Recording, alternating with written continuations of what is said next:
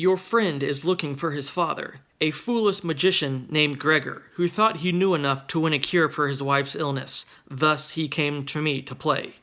Like the others before him, he lost and became part of my game, the Count continues. I must admit, he is at least a mediocre magician, for he did manage to get a message to you on the roof somehow. As the hooded Count speaks, the mask falls from the face of the king figure, and you see a large, healthy-looking, middle-aged man whose face is a older, careworn version of Derek's. The Count continues and calls him a magician, and you begin to understand how Derek knew so much about magic. He had grown up with it. "Father!" Derek cries, grabbing the figure, but the man remains motionless, and a moment later, Derek lowers his arms and looks back at the Count. You see tears in his eyes.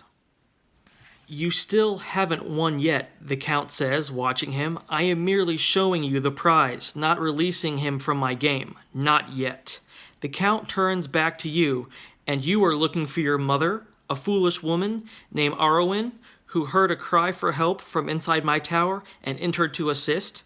She did not believe the old stories of the tower, and thus became another part of my game.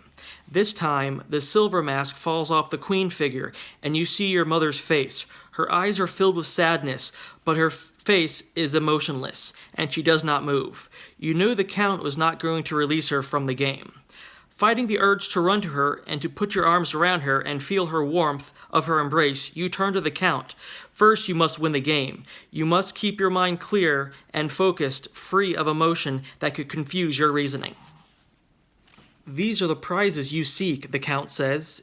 "If you can give me the key, they will be set free from my game. If you cannot, they will be destroyed in the flames, just as my game pieces were destroyed by you, by your actions in the tower." Here we have a lovely picture of the chess pieces he is talking about. He points to the king and queen figures. As he speaks, you see flames rising from the bottom of their robes, reaching up around the silent, motionless figures. "No," you cry, unable to keep quiet any longer. "The key, then, or they will burn," the Count cries. You hear the triumph in his voice, and know he is trying to upset you, to confuse you, so you do not use the key correctly. You clench your hands, your nails digging painfully into your palms. You must think clearly.